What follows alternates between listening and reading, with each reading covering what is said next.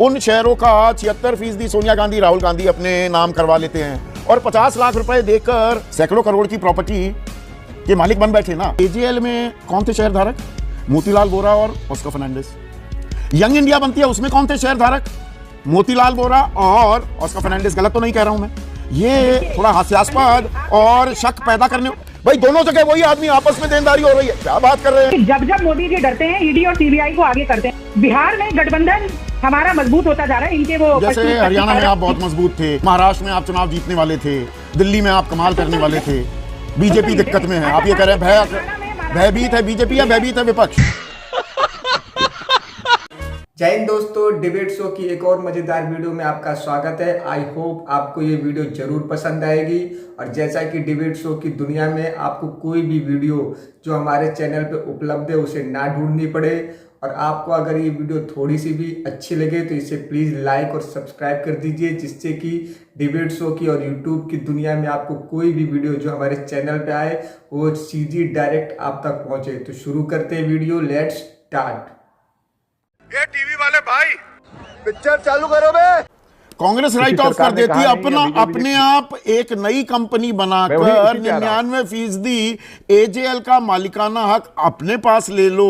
और जयराम रमेश, रागिनी आप रिस्पॉन्ड करें तो जयराम रमेश कह रहे हैं कि नहीं, यंग इंडिया ने एजेएल का टेक ओवर किया ही नहीं। वो कह रहे हैं कोरा झूठ है। 99% तो मालिकाना हक आपने ले लिया एजेएल का। भाई लीगल रेमेडीज अवेलेबल, आप उसको अवेल करोगे या प्रेशर टैक्टिस अपनाओगे? नहीं, ये वाजिब सवाल है। इसका जवाब तो रागिनी नायक, और आप, क्योंकि हमारे दर्शक शायद ना जानते हो, आप डॉक्टर भी हैं और आप मतलब पीएचडी भी है और आपके पास लॉ डिग्री भी है, आप प्रैक्टिसिंग वकील भी हो गई हैं। तो जब इतनी लंबी कतार है कांग्रेस के पास बड़े बड़े वकीलों की, अदालत जाइए, ईडी के सामने धरना प्रदर्शन क्यों कर रहे हैं? कानूनी लड़ाई है, कानूनी तरीके से लड़िए। नहीं तो देखिए, सबसे पहला आरोप ये लगाया गया कांग्रेस पर कि आज एक शांतिपूर्वक प्रदर्शन पूरे देश में कर हम ईडी को प्रेशराइज कर रहे हैं। तो मुझे लगता है कि अगर ईडी पर सच में दबाव बनाया जा सकता है तो ये सत्ता पक्ष सरकार और खासतौर से मोदी सरकार ज्यादा दबाव बना सकती है, न कि विपक्ष का एक शांतिपूर्वक प्रदर्शन। तो ये आरोप में खारिज करती है। और ईडी के आरोपों को कितनी गंभीरता से लेना चाहिए ये आपने खुद दिखा दिया। 1% से कम कन्विक्शन रेट है ईडी की। पीएमएलए में आज तक 5422 केस रजिस्टर हुए हैं, जिनमें तो अभी मेन मुद्दे पर आते हैं। 90 करोड़ का लोन दिया कांग्रेस पार्टी ने, उसको माफ कर देते।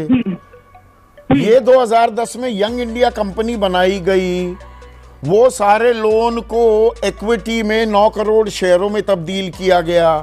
उन शेयरों का 76% सोनिया गांधी राहुल गांधी अपने नाम करवा लेते हैं और 50 लाख रुपए देकर, भाई 2000 करोड़ की है या 3000 की या 5000 की है या 600 करोड़ की है, सैकड़ों करोड़ की प्रॉपर्टी के मालिक बन बैठे ना। इस बात को आप डिनाई करती हैं क्या? यही आरोप लगा रही है ईडी और बीजेपी। अच्छे पत्रकार की निशानी ये है संदीप जी कि वो हर प्रश्न को इतना बड़ा और इतना विराट रूप दे देता है कि ऐसा लगता है कि प्रवक्ता शायद जवाब ही नहीं दे पाएंगे, फंस जाएंगे। लेकिन देखिए, इसके दो पहलू हैं, मैं दोनों पर जवाब देती हूँ। पहली बात तो ये कि एजेएल के पास जो अखबार की जो संपत्ति थी वो 6 अलग अलग शहरों में थी, मुंबई में, पटना में, दिल्ली में, लखनऊ में और एक जगह और, अगर मैं गलत नहीं हूँ तो हाँ, इंदौर में।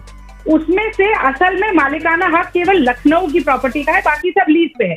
तो एक जो बड़ा आरोप ट्रोलर्स भाजपा के लगा रहे हैं ना, करोड़ों की संपत्ति, आईटी डिपार्टमेंट ने मूल्यांकन करके बताया 365 करोड़ की संपत्ति है। पहली बात तो ये 1000 करोड़ जो बात है वो गलत। अब अगली बात पर आ जाते हैं। आप देखिए, अखबार चलाया पंडित नेहरू जी ने। 3 अखबार थे जैसा आपने बताया, एक उर्दू का, हिंदी का नवजीवन, कौमी आवाज और नेशनल हेराल्ड। और इसके जो पहले 700 शेयर होल्डर थे सब कांग्रेस के नेता थे। हमने जो कर चढ़ा 90 करोड़ का उसको इक्विटी में तब्दील किया। क्या ये गैर कानूनी है? क्या मोदी सरकार एनसीएलटी में जाके तमाम कंपनियों के डेट को इक्विटी में ट्रांसफर नहीं करती है? क्या ये करना ही अपने आप में मनी लॉन्ड्रिंग है? आपकी बात वाजिब है, पर एक मिनट सुनिए ना। रागिनी सुनिए, आपकी बात को मैं काट नहीं रहा। नहीं, आपने जो कहा और एनसीएलटी का उदाहरण दिया बिल्कुल सही दिया, पर इसमें एक पर है। पर यह है कि एजेएल में कौन थे शेयर धारक? मोतीलाल वोरा और ऑस्कर फर्नांडिस। यंग इंडिया बनती है, उसमें कौन थे शेयर धारक? मोतीलाल वोरा और ऑस्कर फर्नांडिस। गलत तो नहीं कह रहा हूं मैं? ये थोड़ा हास्यास्पद और शक पैदा करने, भाई दोनों जगह वही आदमी आपस में देनदारी हो रही है, क्या बात कर रहे हैं आप? इसका सवाल का जवाब तो देना पड़ेगा ना। आपका प्रश्न धारदार है, पर आपका तथ्य अकाट्य नहीं।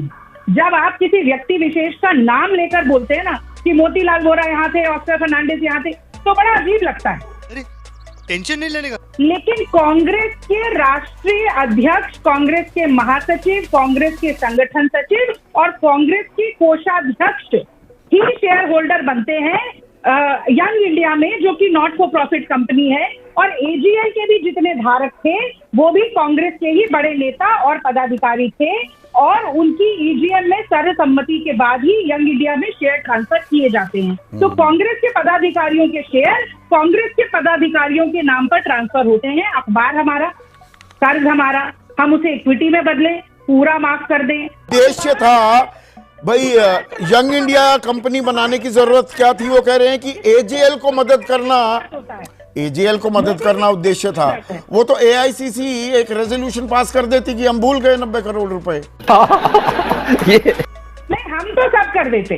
पर मुझे ये बताइए कि जब सुब्रमण्यम स्वामी जी ने जो इलेक्शन कमीशन में 2012 में शिकायत दर्ज की, जिसे इलेक्शन कमीशन ने खारिज किया, फिर वो 2013 में कोर्ट गए, 2-3 साल ईडी ने उसको देखा और क्लोजर रिपोर्ट फाइल की। मोदी जी की 2015 में सरकार आती है तो वो ईडी के डायरेक्टर राजन कटोच जी को हटा देते हैं। फिर 2015 से चल रहा केस चार्जशीट करने में 2025 में चार्जशीट की जाती है, 10 साल बाद। और आपने बिल्कुल ठीक कहा कि प्रोविजनल ऑर्डर ऑफ अटैचमेंट जो है उसे कंफर्म करने के लिए 365 दिए जाते हैं दिन, और 365वें दिन ही नहीं याद आती। अरे अगर इतने तथ्य होते, साक्ष्य होते, 55 घंटे की पूछताछ के बाद ही राहुल गांधी। ठीक है महेश वर्मा, कुछ नहीं है, बात का बतंगड़ बना रहे हो आप। आरोपों को लगाकर परेशान करने की कार्रवाई है और कुछ नहीं है, ये विशुद्ध राजनीति है। ये संदीप भाई, एक कहावत है गांव घर में, आपने भी सुनी होगी कि एक घर तो डायन भी छोड़ देती है।